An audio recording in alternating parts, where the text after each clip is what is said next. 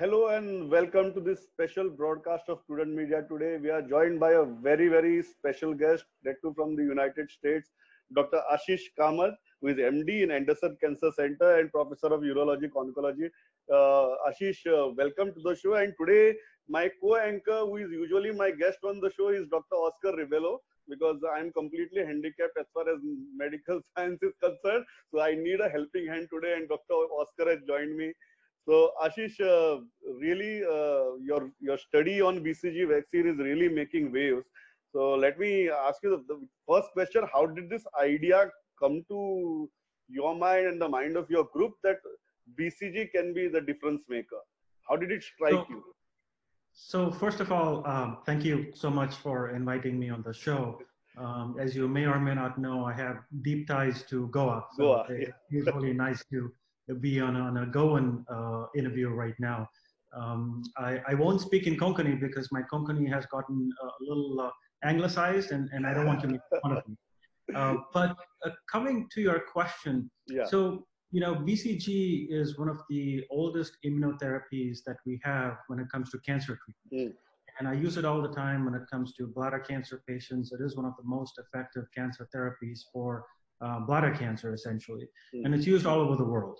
And we and others have noted that in patients that are getting BCG for bladder cancer, there seems to be a slightly lower incidence of influenza and other sorts of seasonal viral infections, which is remarkable considering that the average age of the patient is 75 to 80 years of age when they're on therapy. Now, clearly this is anecdotal, and we're not making any correlations with that. But one of the people that has done a lot of work in BCG and looking at BCG and tuberculosis pretty much all his life is Dr. Nadia, who's based out of Netherlands. And he has actually done a lot of good basic science work that shows that when somebody gets BCG therapy and then they're challenged with, for example, yellow fever, they have a heightened immunity. And of course, he's also done this work, led some of it in Greece, where patients who were in nursing homes got exposed to BCG vaccination, and they seem to have some protection from community-acquired pneumonias when they left the nursing home. So he actually was considering, looking at BCG and seeing if it might be useful. And his group reached out to my group because in the United States and elsewhere, I'm known for my work on BCG, but from a cancer perspective. So of course, before we wanted to embark on the trial, we said, let's look at and see if there is some correlation between BCG and coronavirus in the world. And I'm fortunate enough that I've run the training program here at MD Anderson for many years, and I have a lot of trainees and alumnus that are scattered over the world. So I reached out to Dr. Paul Hagerty, who trained here about 15 years ago, now is a good friend and a colleague in Ireland, and has access to these databases that look at BCG, coronavirus, etc. So his group and my group quickly looked at the data over a 15-day period in March. This is when we first looked at it, 9th to the 24th. And that's where the paper came about, because we saw a fairly staggering correlation between BCG and coronavirus incidence, much more than what we had expected to see. Dr. Oscar? Frankly, Ashish, that I think was a fascinating study and a great observation. But the first question that I would just want to put across to you, in India, we have BCG vaccine as part of a universal vaccination program. How do you explain a large number of Indians, for instance, 8 doctors died in the UK, in the NHS, a large number of Indians are dying in the US because of the coronavirus. So how do you explain these guys falling off the grid? So is it an absolute thing, or is it just an observational study, and then from there we are kind of deriving the observations from there? You raised very good questions, and let me try to address them one by one. So first off, the immunity that's conferred by BCG vaccinations is variable. In some people, it can last up to 25, 40 years. In some people, it wanes off in 1 to 2 years. So clearly there's a variation in the immunity that's conferred to the individual. There is some thought that in a population that has a low constant exposure to tuberculosis or BCG from your neighbor or your baby or somebody being exposed to TB, that this might be a more long-lasting effect, but it's not lifelong in people. So the fact that you mentioned that there are several physicians or healthcare workers of Indian origin, but now that are in the UK or the United States or other countries where they're not exposed to this baseline level of chronic infection might be one explaining factor. The other thing clearly is that it's not an all or none. Again, we are both scientists, and I don't want to ever have anybody think that we're saying that BCG is an absolute protection against COVID-19. It's not. It's a correlation. There seems to be an association between the immunization and beneficial effects to protection against COVID, which is why we actually here in the United States are embarking on the BCG as defense against SARS-CoV-2, the BADASS trial, and the acronym was appreciated by a lot of patients when we did a little survey, to actually protect healthcare workers, doctors, nurses, ICU folks, people at the front line first in a randomized fashion. And when we study this in a randomized fashion, we will have a clear answer as to whether there's any benefit. And again, I don't expect it to be an all or none phenomenon. But if there's any benefit that it does help, then we can roll it out to a larger group and more population-based strategy. And again, that's important to remember because coronavirus, COVID-19, is likely to not be a one or done thing. It is likely to end up being a seasonal infection, and we have to think long term. Right. There is also this Australian. There's also this Australian study that they have rolled out as far as BCG for the frontline workers. Would you think that, considering the fact that BCG is easily available here, considering that BCG we've used for decades and we've never really had a problem, do you think that we should really roll that out in a big way in India, at least for the older people, for maybe people over 50, again, frontline workers, health workers, sanitation workers? Do you think it makes sense to just jump in and wade in and dive and take our chances? So don't take your chances, but let me address that. So again, we have to work with our regulatory bodies here in the United States, and we have been. It's been an open dialogue with the FDA and folks at the CDC, and we're doing it in a graded fashion.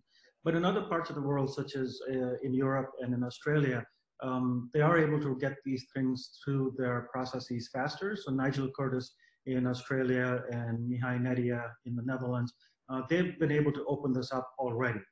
So clearly, it's the same sort of trial. It's called different things. So you haven't started the trial as yet? You haven't enrolled people as yet into your trial? Absolutely. No. We are doing it strictly by the book, by the FDA, because we don't want to, risk not doing it the way that the US would then approve it. In fact, we don't have tuberculosis vaccine in the United States. The BCG that I use is the BCG that's used for bladder cancer. And the FDA was kind enough to grant us an exemption, it's known as an IND exemption, to use bladder cancer formulation of BCG for this study. And we also reached out to the patient advocacy groups because clearly we don't want to deprive patients who need this for their cancer if we're going to vaccinate healthcare workers. And the patient group was very supportive, and we have their support in writing, actually. And just to keep in mind, one dose of bladder cancer BCG will potentially vaccinate 500 individuals. So it's a much larger dose when it's used for bladder cancer. But it's something that we could, but it's certainly something that we could pursue here in terms of, going through our regulatory bodies and our ethics committee. This is something that we should certainly probably look at, right?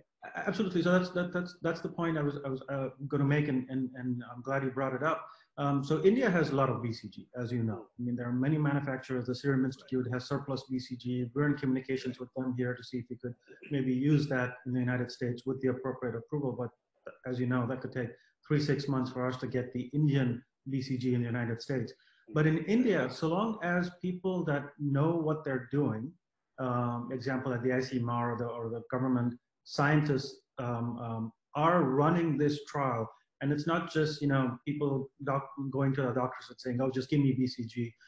Definitely not. I don't think that it needs to necessarily be randomized in a country like India. You could do what's known as cluster randomization, where you have certain places get the BCG to their doctors first, and clearly there'll be some coming in later, and then you could do comparisons between the groups. Questions have been raised to me as well as to whether it's ethical to do a randomized study and withhold something that's so relatively safe from people. Again, I have to say we have to follow our rules and regulations in the US, and that's what we're doing. But if you are able to get it through your regulatory bodies in a manner such as the elderly, like you mentioned, that's a very good population to approach, or people who had higher risk of getting COVID-19, such as the doctors and the nurses and people that are doing food delivery and just cannot, stay away from exposure. That would be a very good first population to do this in. Yeah, doctor, one simple question. When we are looking at the immunity or the resistance, in layman's terms, what are we looking at? We are looking at resistance against infection, or we are looking at resistance against fatality? Both. So there is evidence that the incidence of the actual infection will be lower, but clearly, this is not a specific vaccine. This is a non-specific vaccine. So we are having people develop corona-specific vaccine that might be 9, 12 months down the road. But even in patients who get infected with coronavirus, and if you look at the study, there's a lower case fatality rate. So even amongst those that are infected, it appears that there's less people that are dying after infection when they have had exposure to BCG. So even if you decrease the incidence by X factor, the hope is that even those that are infected will have a milder form of the disease. So we can say that it can provide immunity even against the novel virus. So BCG's effects are non-specific. They're not specific to coronavirus. I want to make that clear. It's not a coronavirus vaccine. Yeah. It's a non-specific immune stimulant that does protect against, as you know, influenza, yellow fever, Staph aureus, and of course tuberculosis. So it does have a lot of non-specific immune boosting effects. A lot of these have been studied. A lot of this will be studied now, of course, with all these trials going on in the COVID-19 era. People have forgotten about BCG in a way because it's so old. It's been around since 1922, and it's not novel. It's not one of the newer, 1 lakh per dose kind of medications. So there's not a lot of funding that goes into studies, but there's a lot of evidence that it actually has a lot of effects. Yeah, Oscar?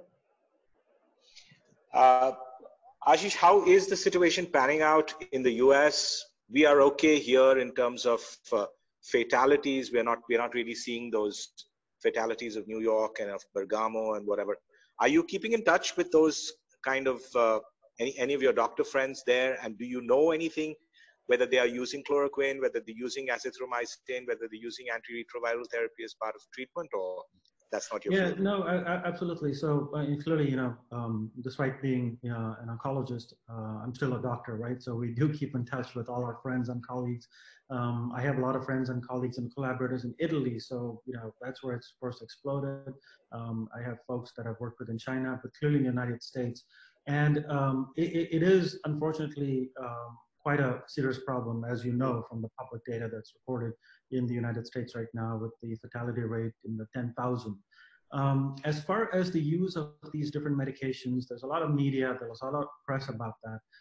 I do want to give a shout out to another Goan, actually my cousin, who is running a lot of these trials at the CDC, and even in New York area and other places, where possible, a lot of these drugs, the double antibiotic therapy, or again, the immune modulator therapies, they're either being done on study, or if they're being done off study, they're being done on a registry basis. So if a particular group of hospital or infectious disease doctors feels that it's not ethical to withhold the treatment from patients, by all means, you have to do what's right first. Patients come first, and the study should always be second.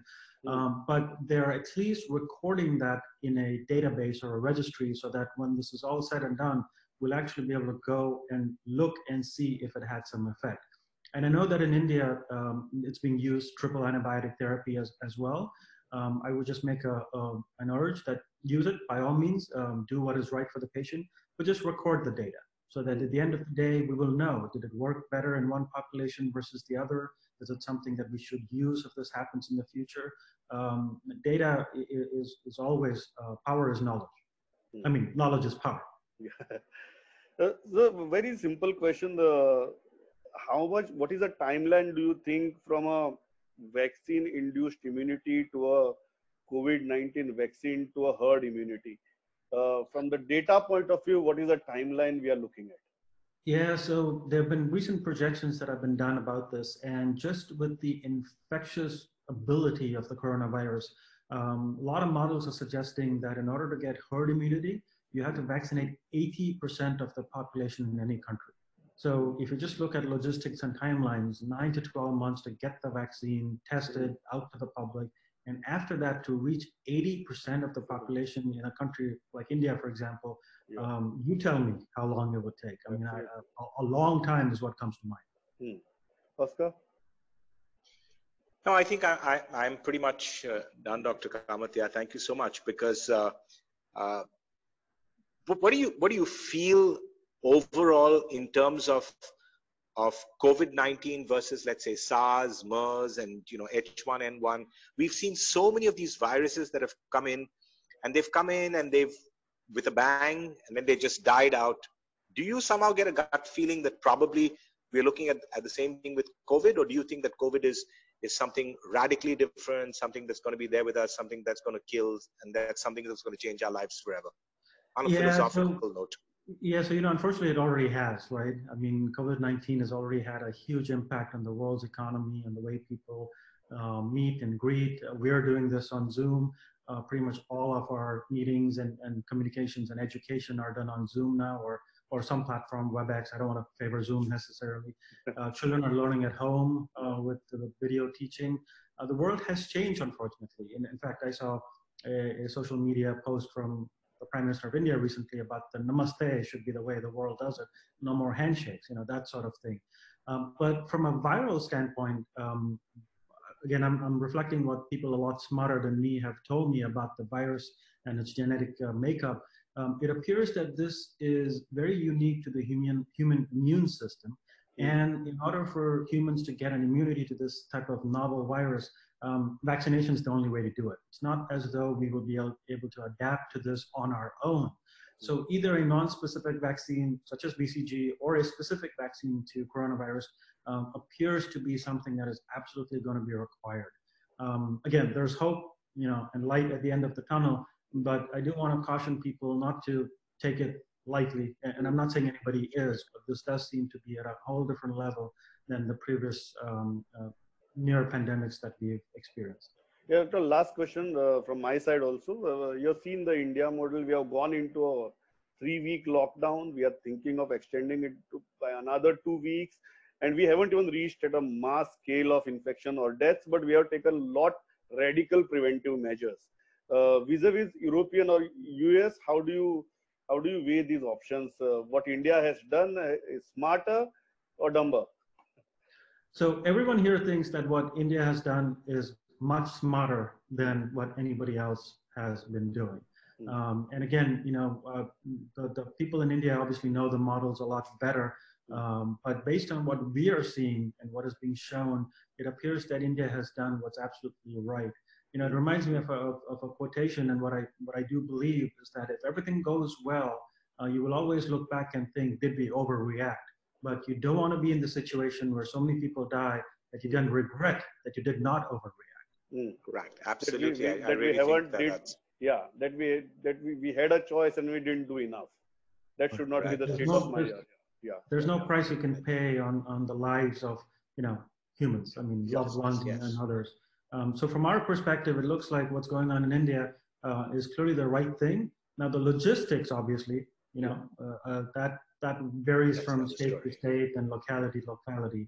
But the overall principle seems to be really helping the Indian subcontinent.